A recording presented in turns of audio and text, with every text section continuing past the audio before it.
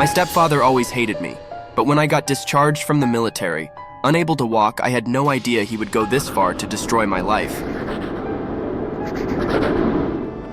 My name's Antonio, and 7 years ago, I lost my dad in a terrible drunk driving accident. I think the saddest thing about drunk driving deaths like Dad's is that you never really see them coming, and you never really know how to move on.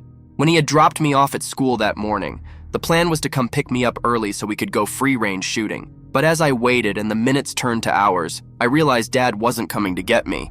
I strolled home at exactly 6 p.m. when the rain started drizzling, and soon I was running as it got heavier. I remember that day like it was yesterday.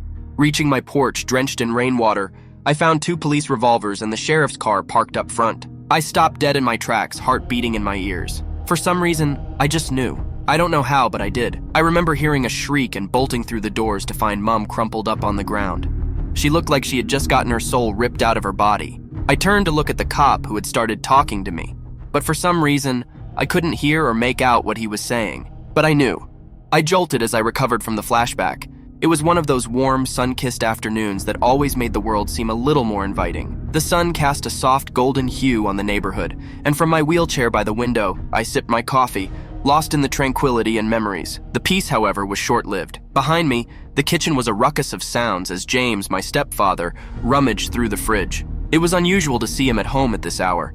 He was typically buried in work, but I didn't care. I chose to stay quiet, focusing on the sun's gentle warmth on my face. However, the clattering grew louder and it became impossible to ignore. With a sigh, I turned away from the comforting view. Hey James, looking for something? I called out, my tone deliberately calm to mask my growing annoyance, but true to form, he ignored me. I wasn't surprised. It's been 3 days since I moved back in, and James made it a little too clear I was unwelcome. Well, except of course when he thinks Mom isn't watching. Eventually, James slammed the fridge door, fixing me with a scornful look. Oh hey Tonio, didn't see you there. He said, his tone dripping with insincerity. I just nodded, turning back to the window. Arguing with him was pointless, and would only make things worse with Mum. The room fell silent except for the distant sounds of the neighborhood. Minutes later, James joined me by the window, his presence a looming shadow. Don't you think it's fair you pay rent since we'll provide everything else you need? His voice, casual yet cutting, jolted me. I stared at him, stunned. The house belonged to my parents. I had every right to be there. What do you mean? You know, with you here now and in this state, things might get rough financially, especially with Corey, he said, waving a hand vaguely toward me. I swallowed hard, my heart racing. I wanted to shout to remind him of my right to be here, but I held back. Maybe you're right, but you know I can't do much like this. Give me a week or 2 after my last therapy session and I'll see what I can do. He looked at me, then at my wheelchair and left without saying another word. Rage simmered in me, and I wheeled myself to my room, fists clenched. When Mum got home from work, the atmosphere at dinner was tense. Part of me wanted to tell her about James's absurd request, but I hesitated. She seemed unaware of his plan, and I didn't want to be a bother. I just got here. As we ate, James played Mr. Perfect Stepdad, his voice all warm and fatherly, just like when he talks to Corey, my stepbrother. A total 180 from how icy he was earlier. I could barf, and yet, even with the act, he still managed to sneak in those sly digs at me right under Mum's nose. But like always, she was too wiped out to catch on. I couldn't bear it any longer. Pushing my plate away, I left the table in a huff. His two-faced charade was more than I could stomach. Alone in my room, I stared out the window. The evening sun was no longer comforting. I let my thoughts wander back to Dad. We had been happy, just him, me, and Mom. I sighed. How did the time go? After his death, Mum was distraught. With it being a hit and run, the driver had gotten 5 years. Mum had fallen into a manic state, leaving me to cater to this emotional burden all alone. I was just 15. How the hell was I supposed to handle it all? Unsurprisingly, I too got depressed, and life became unlivable. I was out of school for a semester, and my great aunt had to intervene. Soon, Mom came back to me, and life went on. After a few years, she fell in love and married another man, James. How she made such a downgrade, I would never know. Losing my father at the age I did wasn't easy for me. I craved some sort of fatherly love. And for a sick, delusional moment, I was hoping I could fill the void with James. He had a son around my age from his previous marriage, which made me happier since I was an only child. But things didn't really turn out the way I'd imagined, and not gonna lie, it broke my heart. It didn't take me long to realize there was something fundamentally wrong with James, who hated me and didn't even try to hide it. Ever since he stepped into our lives, it felt like walking through a minefield. You never knew when you might step on something that would blow everything up. Mum was so smitten with him that she couldn't, or maybe wouldn't, see how his eyes narrowed every time he looked at me, or the barely concealed sneer whenever he thought she wasn't watching. When James and his son Corey moved in officially, I tried my best to make it work. I thought maybe we could be like brothers. but Corey was a locked door I couldn't open. He kept to himself, always in his own world, very mysterious and evasive, and my attempts to break through only bounced back, leaving me feeling more alone than ever. James's dislike for me, now that was something else entirely. It wasn't just cold, it was a slow-burning fire that seemed to grow with each passing day. I remember once when I was about 17, I overheard him telling Mom to kick me out of the house or he would leave, something about not wanting to play dad to a dead man's kid. That hurt, but I kept it to myself. I had no idea that just existing would be a problem, and I didn't want to add to Mom's worries. By the time I was 18, I felt like I was suffocating and I needed a way out, an escape of some sort. So I did what any sane person would opt for: the army. I needed to find a place where I wasn't just the unwanted stepson in the background. Of course, I didn't tell Mom all that because I knew she'd be heartbroken. So I just spun a crappy story about wanting to serve my country and blah blah blah. The day I left for the army, I remember seeing a strange look on James's face. It wasn't happiness, but it wasn't his usual disdain either. It was as if he couldn't decide whether to be glad I was leaving or annoyed that he'd no longer have me to look down on. Fast forward 5 years and I'm back home, but not in the way I'd hoped. I got injured in the line of duty, a bullet to the knee that ended my military career. Mom was there for me through it all, her strength a constant in my life. But coming back to live with her and James, that was a whole other battle. Even in my state, his horrible treatment didn't wane. In fact, it's like he found a new ledge over me. But if I can be frank with you here, I couldn't believe it when James suggested I pay rent. In my own father's house, he was absolutely insane, but whatever. I was too hurt and broken to even care. Seeing Corey again was weird. We'd never been close, but he seemed different now, more approachable. I guess time changes some, but whatever. He was off at college, living his life while I was stuck in this limbo, trying to figure out my next move. The day I agreed to pay rent was the day I decided I wouldn't let James have any more power over me. I got a job, started saving up, and soon I had enough to move out. Leaving Mom was hard, but staying was harder. But it wasn't hard for too long because not long after, Natalie came into my life. The day I met her felt like a rare ray of sunlight breaking through the clouds of my monotonous life. There she was, effortlessly brightening up the sterile hospital room with her laughter and easy charm. She was a physiotherapist, always moving, smiling, and making everyone around her feel a little bit better about their day. Our first conversation wasn't anything extraordinary, just the usual small talk about the weather and my recovery. But there was something about her, maybe the way her eyes crinkled when she laughed or how genuinely she listened. That drew me in. We bumped into each other again a few weeks later at my workplace. It was a chance encounter. She was there visiting a colleague. Seeing her outside the hospital in the mundane setting of my office was like spotting a familiar face in a crowd of strangers. It felt comforting, familiar. That's when I gathered the courage to ask her out. To my surprise and relief, she said yes. Our first date was simple, just a walk in the local park. I remember being nervous, overthinking every word, every gesture. But with Natalie, it was easy. She had this way of making you feel like you were the only person in the world when she talked to you. We talked about everything and nothing, our jobs, our dreams, our favorite movies. It was the first time in a long time I had felt so alive. As the weeks turned into months, our relationship grew. It wasn't just the big moments like our first kiss under the stars or the way she held my hand when we watched movies. It was the little things, the way she'd text me good morning or how she'd laugh at my jokes. Yes, even the bad ones. With Natalie, I experienced a lot of firsts. She was my first serious girlfriend, the first person I thought about when I woke up, and the last person I wanted to talk to before I went to sleep. I put everything into our relationship, wanting to make her as happy as she made me. Eventually, I knew I wanted to introduce her to Mom. It was a big step, one I hadn't taken lightly, but I wanted Mom to see this incredible person who had changed my life. Natalie, on her end, wasn't really a family person either. She'd lost her parents at a young age and had to live with some of her extended family, who failed to treat her with love and care. I was torn between introducing her to Mom and not doing so because I didn't want a situation where things would get messed up. But after a while, I decided to do it. I spoke to Nat about the decision, and just like me, she was nervous, but never in a million years would I have ever imagined what happened when we got there. Mom and Natalie fit perfectly. It was as though Natalie was the daughter Mom had always wanted but never had. It was so obvious that Mom was completely smitten by her, something I never imagined happening. When I was younger, some of my high school friends who'd met Mom thought she was hard to impress, but this didn't seem to apply to Natalie, and I was elated. Visiting Mom constantly became a part of our routine, and everything seemed better when we were together. Even James wasn't left out. It was as if Natalie had unlocked a part of everything that I hadn't seen before. James laughed at my jokes and never made rude passes at me. It was surprising to see him that way because he'd always been grumpy. We talked a lot more, even in Mom's absence, and this filled my heart with joy. He was finally becoming everything I'd wanted at 17. This increased my love for Natalie because it seemed like she was the strand connecting my family. I remember one evening when we were sitting on the couch talking about future plans, she looked at me and said, "You know, Antonio, you've really come a long way. I'm proud of you." Her words, simple yet sincere, filled me with a sense of accomplishment.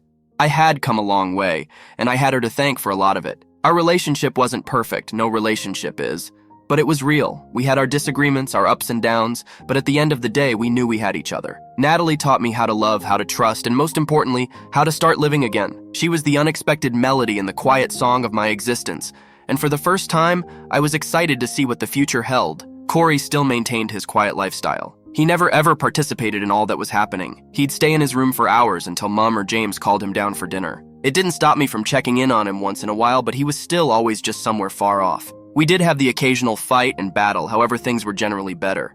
Life moved perfectly for me and I couldn't have wished for more.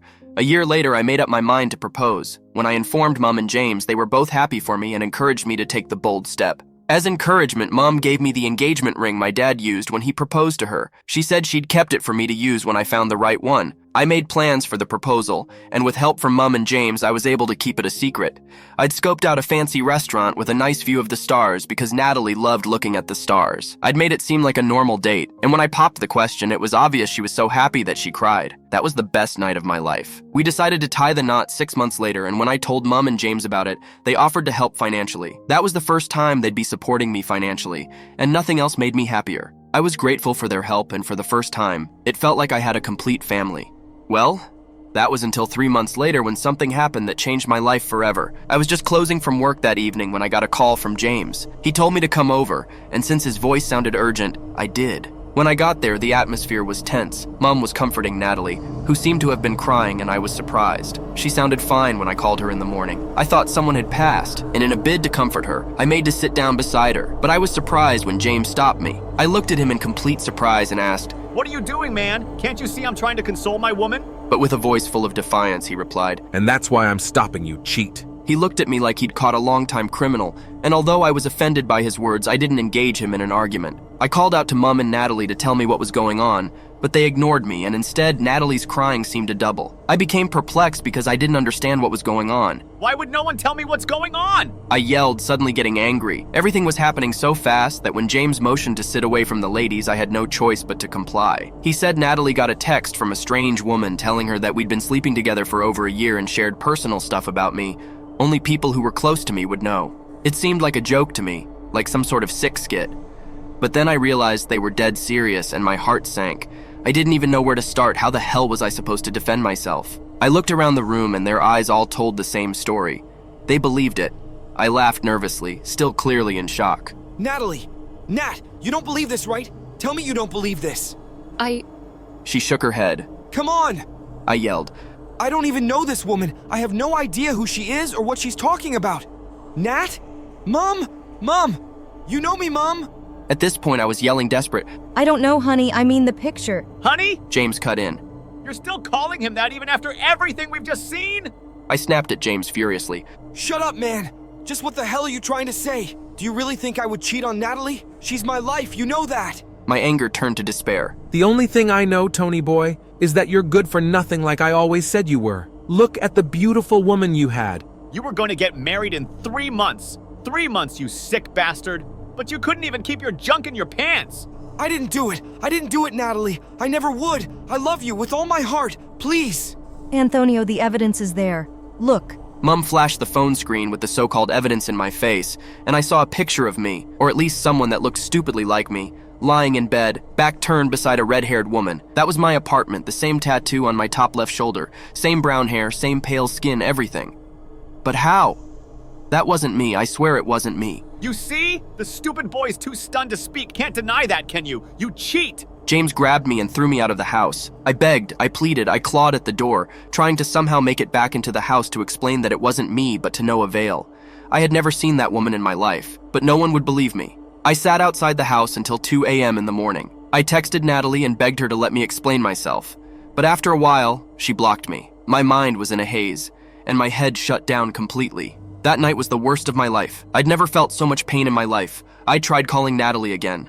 I tried calling Mom, but neither would answer my call. My life had turned upside down overnight. The next few days were even worse because Natalie shut me out of her life completely, this time blocking me on all social media platforms and even restricting me from accessing her at her home. I was on the verge of going crazy. A few days later, James sent me a text threatening to get me arrested if I tried to contact his wife or Natalie. His wife? Goodness, what on earth was going on?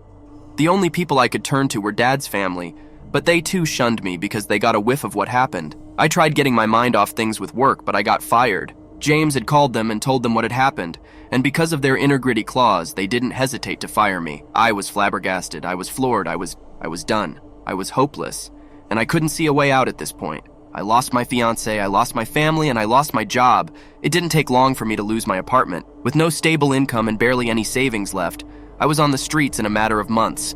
God, how did I get here? From Dad passing to getting terribly injured in service to losing my family and now living on the streets with barely anything to eat per day. What would one even call this unfortunate life? Sometimes I was mad at the world, mad at myself, mad at James and Mum and Natalie for not believing me. After a while, I heard of a shelter where I at least got to lay my head for a while, and a few days after I moved there, I got an unexpected visit, my uncle and great aunt. I was stunned to see them. I had seen any family member in months. I thought they all hated me. When Great Aunt Rita saw me, she ran and enveloped me in her arms.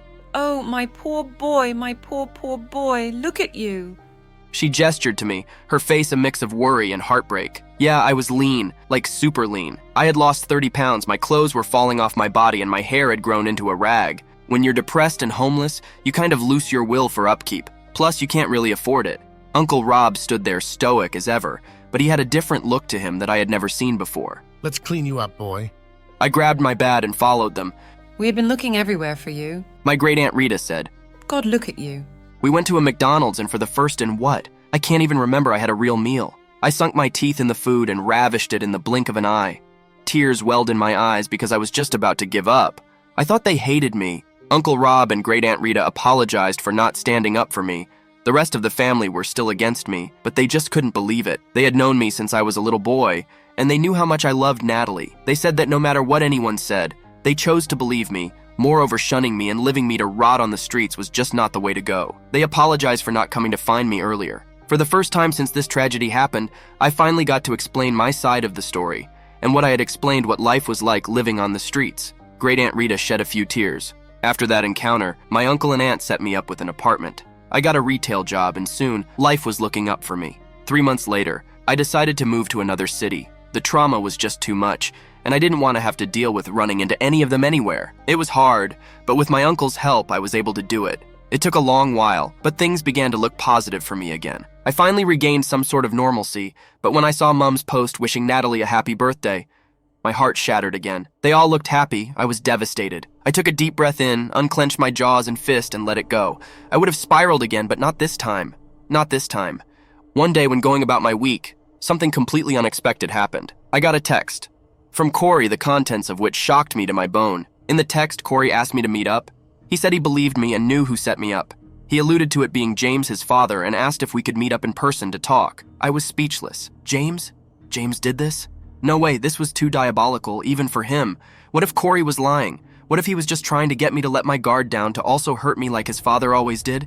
It wouldn't be the first time. So many thoughts spiraled around my head, and after a long while thinking about it, I decided to give him a chance and agreed to meet him at a coffee shop in my city. When Corey pulled up in the parking lot of the shop, I knew he was not lying. He had driven 4 hours to come see me. Oh my God, Antonio. Corey rushed towards me. I'm so sorry. He blurted out, arms stretched out in a hug, his face a mix of apology and shock. I instinctively put my hand out, stopping him. Hi, Corey. I said, my voice steady.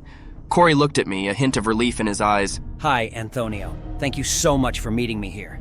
How have you been? He stammered, giving me a sympathetic once-over. I nodded, keeping my emotions in check. I've been good.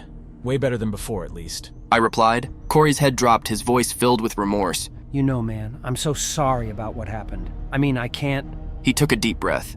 I can't believe what I discovered. I knew Dad had issues, but I never expected he would go so far. Okay, look, Corey. I said, not fazed by his sympathy. Thank you for confessing to me, but you're going to have to tell me what you discovered. Do you remember that night when Dad and I came over to have a drink at your place? Corey began, his voice uncertain. There was something about the whole situation that day that just didn't add up. I frowned, trying to recall. What do you mean? I mean, I remember that night. Dad was the one that brought the bottle. He seemed off, a little too eager. It struck me as odd. Corey explained. My mind raced back to that night. James and Corey had come over unexpectedly, but I was happy because I thought it was a sign our relationship was getting better. Yeah, I remember I had a drink with him and then I just passed out. You didn't stay long though, you had somewhere you were going. I recounted. Yes, exactly. I did have somewhere I was going. It was a great bonding time, or at least that's what I thought in the moment.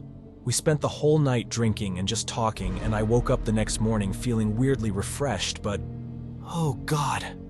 My voice trailed off as the realization began to dawn on me.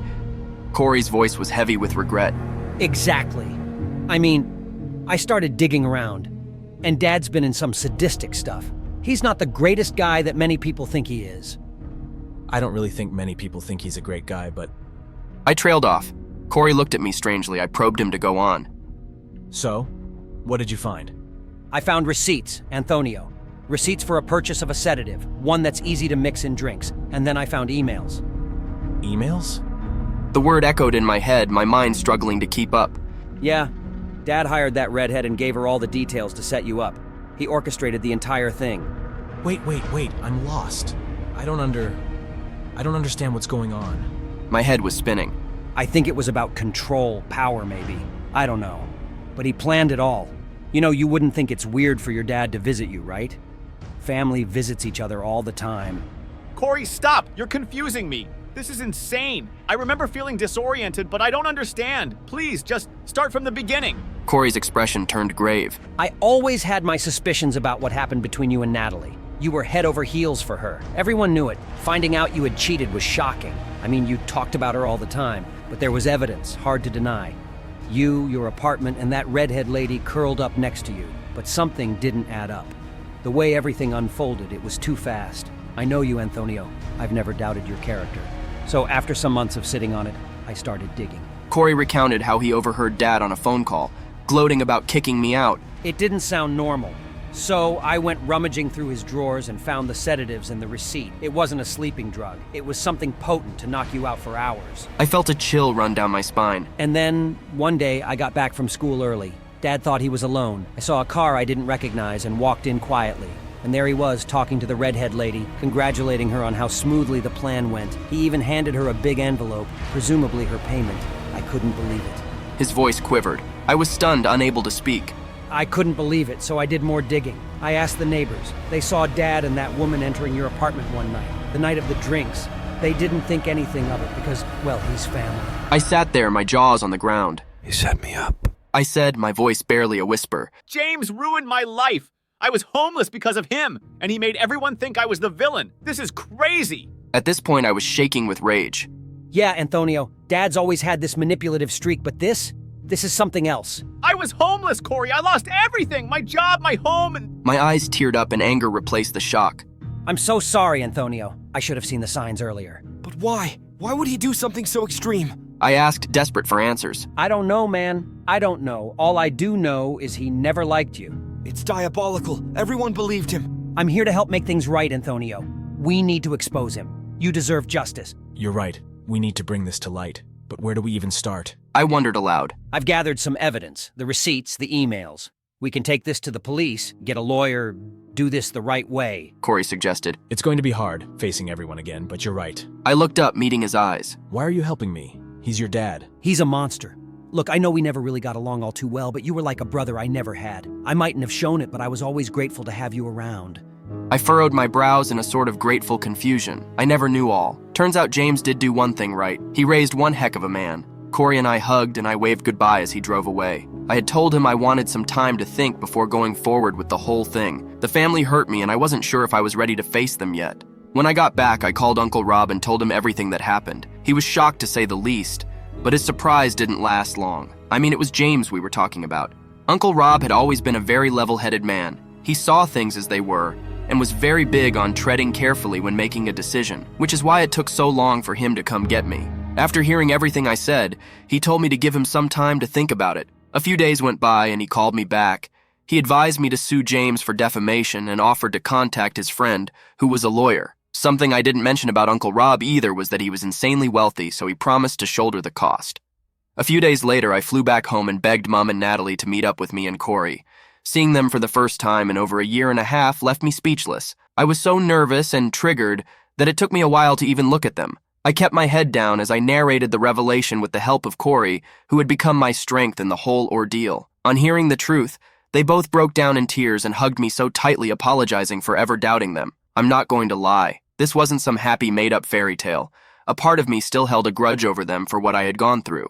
But I still loved Natalie so much that I was willing to forego my anger if it meant we could start over. Being in Mom's hands again and surrounded by their love, it felt good. After the crying session, I told them I was planning on taking legal action against James, and Mom added that she'd file for divorce. James still had no idea what was going on, which was what I wanted. I was curious to see how he would react, and I wanted to see his reaction for myself. On reaching home, I saw his car in the driveway. It had been so long since I saw this house. We were in Mom's car, Corey driving, Mom in front and Natasha sitting beside me. I could feel her shaking slightly. From her body language, I could tell she was shrinking herself, maybe an attempt to not get my attention. I might not have shown it, but every atom of my being was focused on her, every cell screaming to just feel her. I held back. Not now. When we got into the house, there he was, James. The moment I saw him, something inside me snapped. All the pent-up rage, the sense of injustice, the sheer frustration of everything I had endured because of him, it all surged forward. Without thinking, I pounced on him, my fists driven by a year and a half of pain and betrayal. I didn't see him anymore.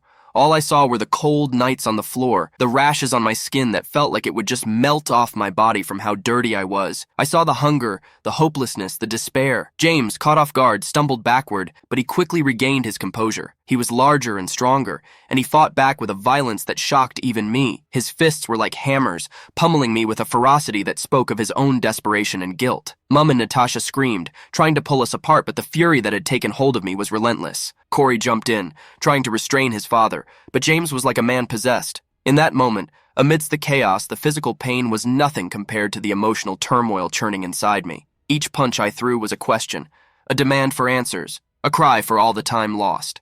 Finally, Corey and Mom managed to pull us apart. I stood there panting, bloodied but undeterred, my eyes locked on James. He was on the floor. Mom was crying, her sobs a mix of fear and relief. Natasha was by my side, her body tensed, quieter than a grave. You sick bastard! You destroyed everything! I said, You took everything! Everything! Do you know? My voice quivered. Do you know what I had to endure? You have no idea how horrible life was. I was about to take my own life. Why? I yelled. Why would you do that to me? I broke down on the floor and Natasha ran to collect me in her arms. James didn't answer. He couldn't. He just stood there, huffing, clearly drained from our exchange. There was no answer that could justify what he had done, no words that could undo the pain he had caused. Corey stepped forward as if shielding me from his father. I think you should leave, he said, so cold even I got the chills. In that moment, I realized that this wasn't just about me or James. It was about all of us. The family he had torn apart with his lies and manipulation. We were all victims of his deceit. I felt sorry that Corey had to see his father like this, but he shrugged it off like it was nothing. After everything settled down, I sat on my bed getting tended to my Natasha.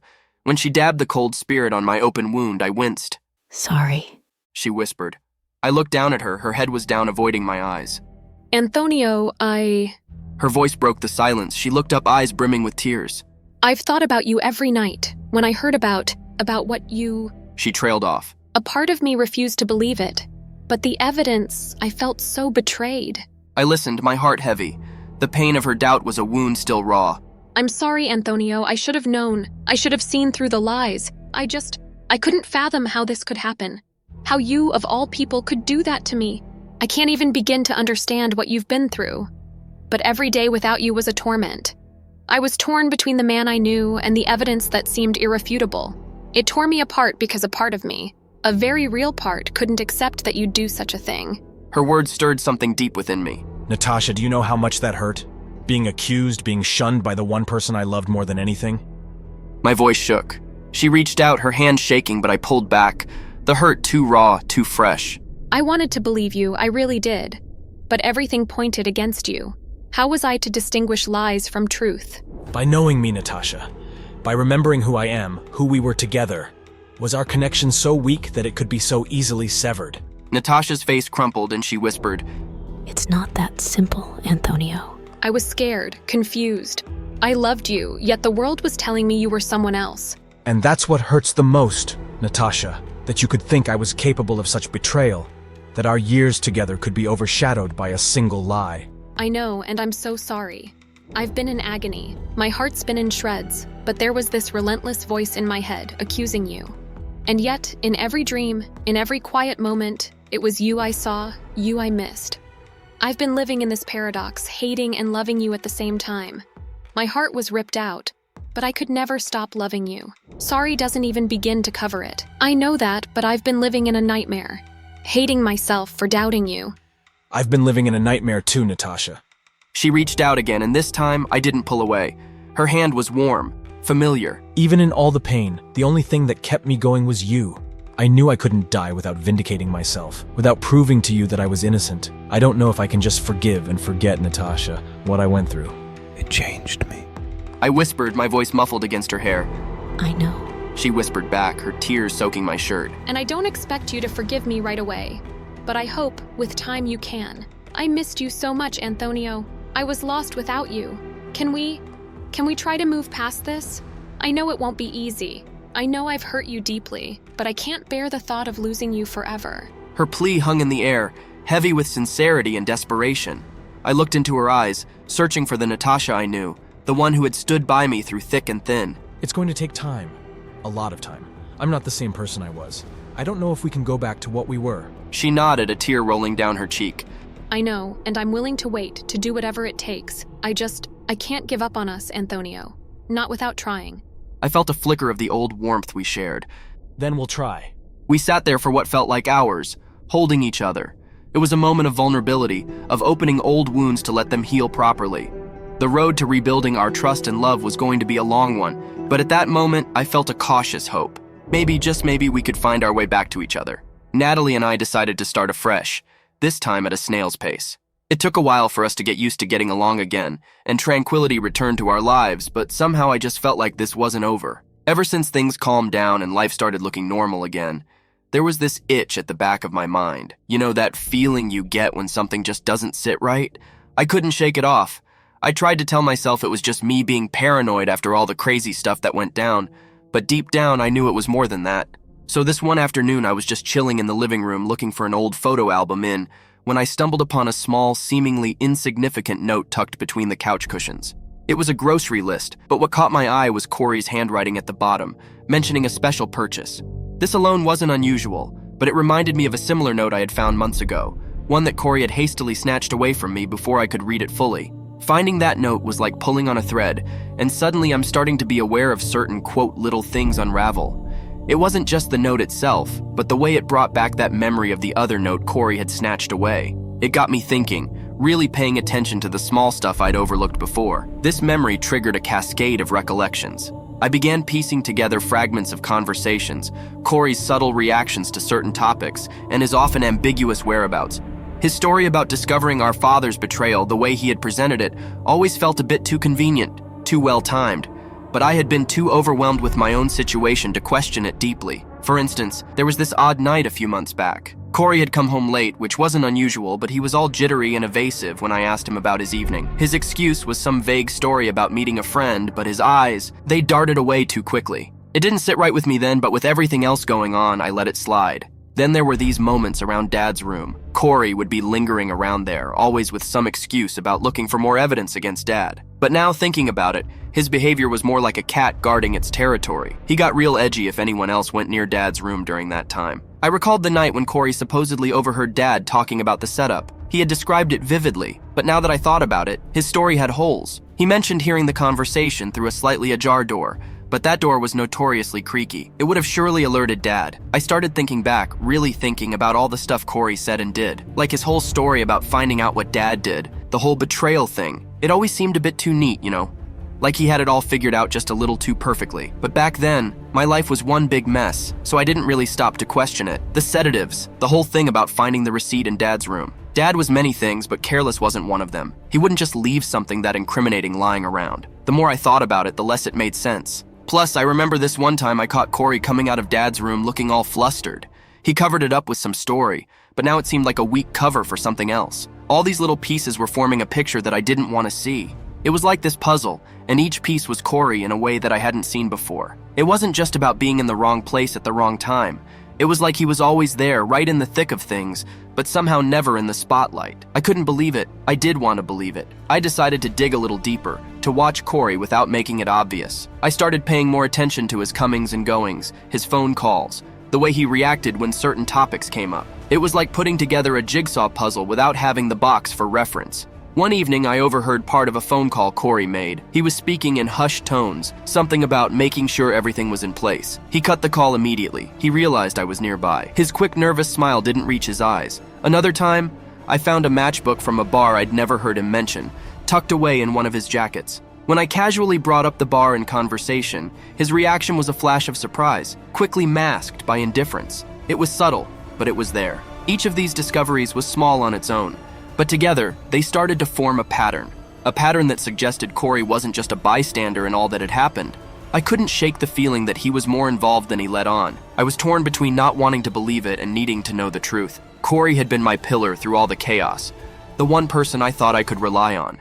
The thought that he might have been playing me all along was like a punch to the gut. I knew I had to be careful about how I approached this. Accusing Corey without solid proof could blow up in my face, especially given everything the family had already been through. But I also couldn't let it go.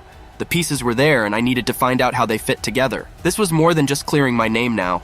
It was about understanding the depths of deception that had surrounded me. Corey had been my confidant, the one person I thought stood by me when the world turned its back. The realization that he might have been orchestrating my downfall was a betrayal that cut deeper than any other. How could I have been so blind? The signs now glaringly obvious were there all along. His evasive glances, the subtle changes in his tone, his convenient absences. The more I thought about it, the more the pieces of a sinister puzzle began to fit together. So I kept watching, listening, and piecing together the Corey puzzle, one subtle clue at a time, and then it happened. It started with a restless night. I couldn't sleep, the house too quiet, my thoughts too loud. On a whim, I decided to clear out the attic, a task long overdue.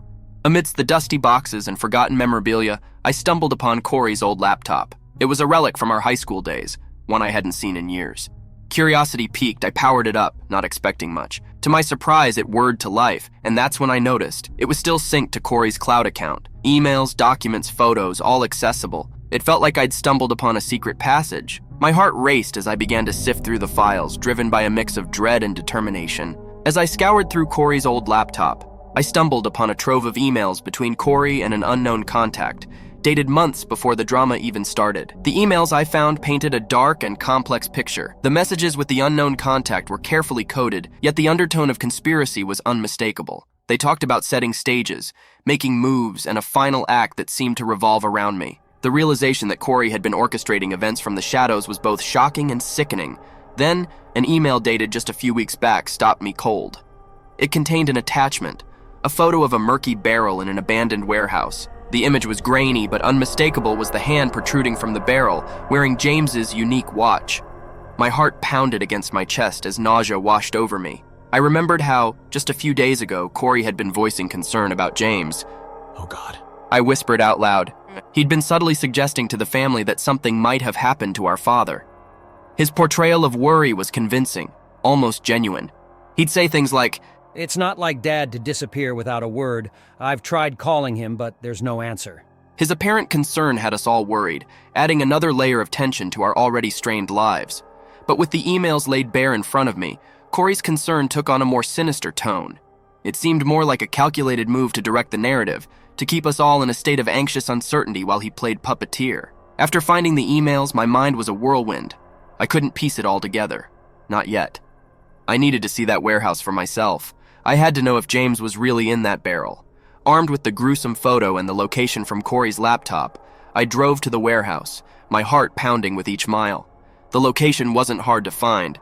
A forgotten warehouse on the outskirts of town, the kind of place you'd never visit unless you had a reason. My reason was lying in a barrel in the most macabre of circumstances.